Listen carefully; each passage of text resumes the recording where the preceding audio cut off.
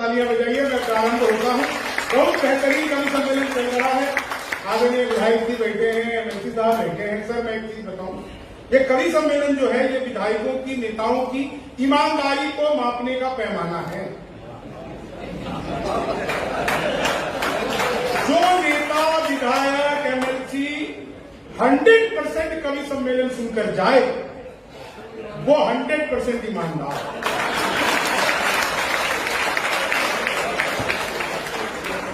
जो 20% सुनकर चला जाए वो 20% ईमानदार। तो आदरणीय तो कह ही चुके हैं आपके सामने भी, आज 100% ईमानदारी को साबित करने का ये सभी कवि मौका दे रहे हैं और यहाँ की जनता तालियां बजाकर आपका अभिनंदन करेगी। बहुत बेहतरीन आप लोग सुन रहे हैं, सुनिएगा चाहते हैं कि अरे मान मोदी जी गए थे अभी अमेरिका, बाइडेन से मिले, उन्होंने क्या कहा? अरे मानी दिल के सारे पानी पानी बनाता, भूली हुई बिसरी हुई कहानी बनाता, मिलकर के बाइडेन से मोदी ने ये कहा, भारत में होते तुम तो आडवाणी बनाता, भारत में होते तुम ट्रम्प। अब आपको एक एक लाइफ में मजा आएगा। जब ट्रम्प आए थे तो मैंने ट्रम्प को एक सलाह दी और आपको लगे कि उत्तर प्रदेश में सबसे अच्छी 4 लाइनें पढ़ रहा हूं तो आपको आनंद आएगा। मैंने ट्रम्प को क्या सलाह दी कि लालू से मिलो वो तुम्हें बिहारी न कर दे, लालू से मिलो वो तुम्हें बिहारी न कर दे, जनता तुम्हें यहाँ की भिखारी न कर दे, उत्तर प्रदेश आना ट्रम्प सोच समझ कर, योगी जी तुम्हें ट्रम्प से दीवारी न कर, योगी जी तुम्हें ट्रम्प से दीवारी न कर दे, योगी जी तुम्हें ट्रम्प से दीवारी न कर। इसलिए कोई प्रोफेशन नहीं है, लेकिन आनंद लीजिए साहब। कोरोना का काल कैसा बीता और अभी जो बिल्कुल सबसे ताजा लिखा है, बहुत अच्छा कि बातों में वो पहले से अधिक मीन हो गई, बातों में वो पहले से अधिक मीन हो गई, बातों में वो पहले से अधिक मीन हो गई, मौका मिला तो 2 से भले 3 हो गई, करते थे सैनिटाइज जिसे इश्क से अपने, जाने वो किसके संग क्वारंटीन हो गई। मामला बिल्कुल सचमुच अद्भुत है। मैं 4 लाइनें और सुनाता हूं। उत्तर प्रदेश में जब योगी बाबा की सरकार आई तो पहला काम किया एंटी रोमियो, जैसे जूलियट की कोई गलती ना हो, आधार कार्ड मिलवा के पीटे जा रहे। यूपी में योगी बाबा से पहले की स्थिति ये थी कि कोई लड़की घर से बाहर निकले तो माँ बाप 4-5 घंटे बाद ही पूछते थे बेटा कब आएगी, कहाँ रहेगी। अब हालत यह है कि कोई लड़का घर से बाहर निकले, माँ बाप हर 15-20 मिनट में पूछते हैं बेटा किसी स्कूल कॉलेज के बाहर मुर्गा तो नहीं।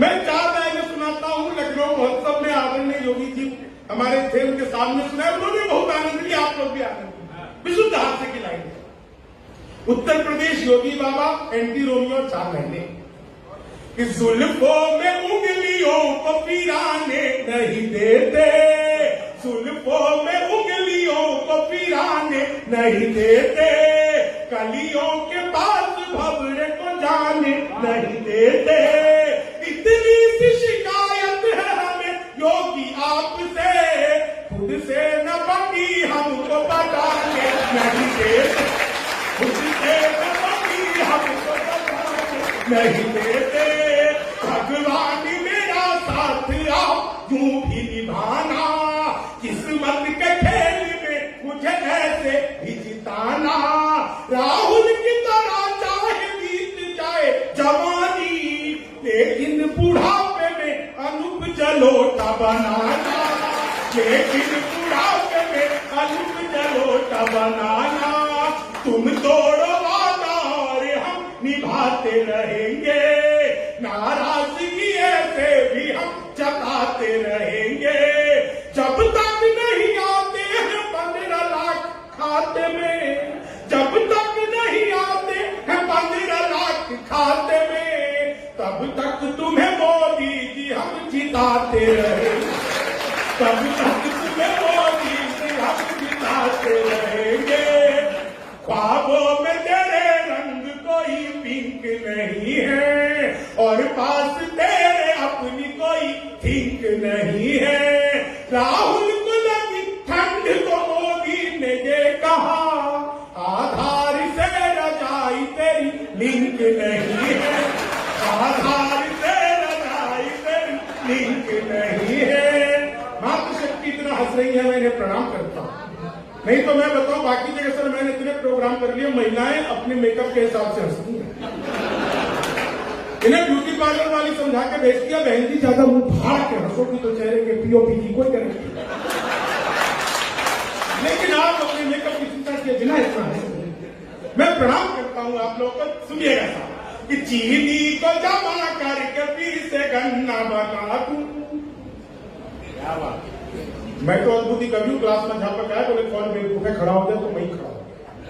बोले तुम बेवकूफ हो, मैंने कहा नहीं सर आप अकेले खड़े अच्छे नहीं।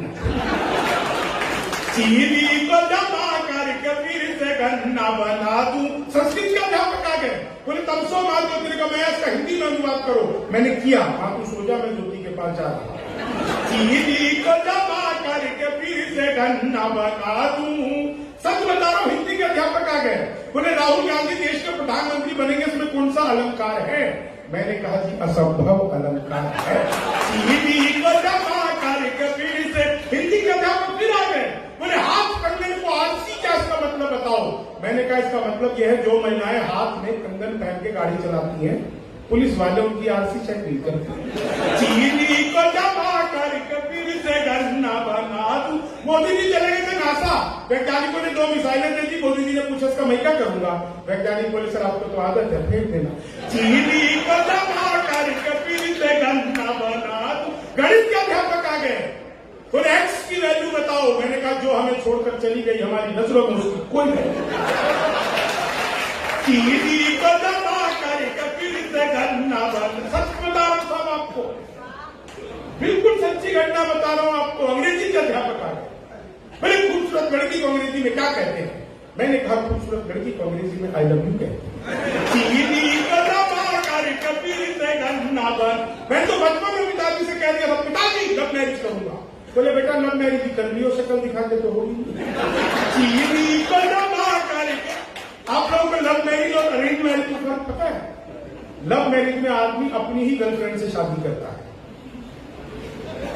अरेंज मैरिज में सुविधा उपलब्ध नहीं। पता नहीं किसकी हालत। चीनी को जमा करके फिर से गन्ना बना दूं। इतनी बढ़िया कार्यक्रम, इतनी बढ़िया ऑडियंस, इतना शानदार बैनर, इतना शानदार संचालन और इतने बेहतरीन लोग। मैं चाहता हूं उपाध्याय जी सभी लोग एक बार हमारी अंतरिक्ष की जो संस्था है इसरो, उसके लिए जोरदार तालियां आपको। विधायक की तालियां बहुत जरूरी, क्योंकि इसरो से मेरा बचपन का नाता है। जब मैं पहली बार स्कूल गया तो मैडम बोली लड़कियां उसरो में बैठी थी, तुम इसरो में बैठो। चीनी को जमा करके फिर से गन्ना बना दूं। फिर गणित का अध्यापक आ गया, बोले मैंने तुम्हारे पिताजी को 2000 रुपए 6% ब्याज पर 10 दिन के लिए दिए, तो 10 दिन बाद कितना लौटाएंगे? मैंने कहा वो नहीं लौटाएंगे। बोले क्यों तुम्हारे पिताजी गणित नहीं जानते? मैंने कहा आप मेरे पिताजी को नहीं जानते, आज तक एक का नहीं लौटा। चीज ऐसा लॉकडाउन में कमाल हुआ था। फिर आप लोगों की बुद्धि को टटोलता हूं। एक दिन साहब को लगा हुआ तो पूरा पुलिस बंद है, पूरा लॉकडाउन है, कहीं कोई बाहर नहीं आ सकता। ऐसे में मैं घर से निकला बेसन लेने, सूजी लेकर वापस आया। पुलिस सैनिटाइजर डंडा लेकर और पीछे जो पुलिस वाले हंस रहे हैं मैं उनको प्रणाम करता हूं। यूपी की पुलिस जब हंसती है तो मैं समझ जाता हूं व्यवस्था बिल्कुल नहीं। मैं बता रहा हूं, पटना से आया, बात हो रही थी भाई साहब से, पटना से आया, दिल्ली एयरपोर्ट उतरा, वहां से आया, रास्ते में मुझे 10 जगह पर पुलिस सहायता केंद्र मिले। एक जगह पर भी नेता सहायता केंद्र, कवि सहायता केंद्र, पत्रकार सहायता केंद्र एक जगह भी नहीं मिले। पुलिस सहायता केंद्र का अर्थ है आप जब भी कभी पुलिस सहायता केंद्र के पास से गुजरे तो उनके सहायता 100-200 रुपए का भुगतान करते हो। चीनी को जमा कर कबीर, मैं तो सच बता रहा हूँ, ट्रेन में आ रहा था, बीच वाली बस में सो रहा था, ऊपर वाली में 30-40, नीचे पे 80-90, तो 30-40-80-90 से कहा, बोली बहन तेरी उम्र क्या है? वो बोली होगी कोई 38-40। अब उसने उससे पूछ लिया तेरी क्या है? बोली होगी कोई 18-20। मैं तो 20 के बरस से ग्राम से नीचे गिरा। बोली भाई साहब क्या कर रहे हो? मैंने कहा जी पैदा होने की कोशिश। चीनी को जमा कर, बिहार का आदमी इलेक्ट्रॉनिक शॉप में, मैंने पूछा टीवी कितने का दे रहे हो? बोले जब बिहारियों को टीवी नहीं देते। मैंने कहा तुझे कैसे पता? बोले निकल यहां से। अगले दिन मैं सूट बूट हैट नकली पूछे। मैंने कहा ये टीवी कितने का दे रहे हो? बोला तुझे कल भी पता बिहारियों को टीवी नहीं देते। अगले दिन मैं भूखा होकर चला गया। मैंने कहा भाई यार ये टीवी कितने का दे रहे हो? बोले भाई साहब आपको 2 दिन से मना कर, हम बिहारियों को टीवी नहीं देते। मैंने कहा ठीक है मत दे, लेकिन ये बता तुझे पता कैसे लगता मैं बिहारी हूं? तो उसने जो बात बताई आप लोगों तक पहुंच जाते, एक व्यक्ति का आशीर्वाद चाहिए। मैंने कहा मत दे, लेकिन ये बता तुझे पता कैसे लगता मैं बिहारी हूं? बोला बेटा जिसे तू टीवी कह रहा है वो माइक्रोवेव है।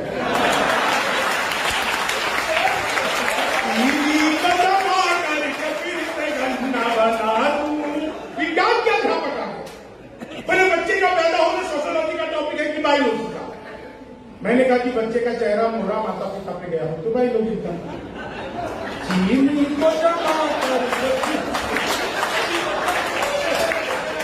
आप लोग कितना शानदार हंस रहे हैं।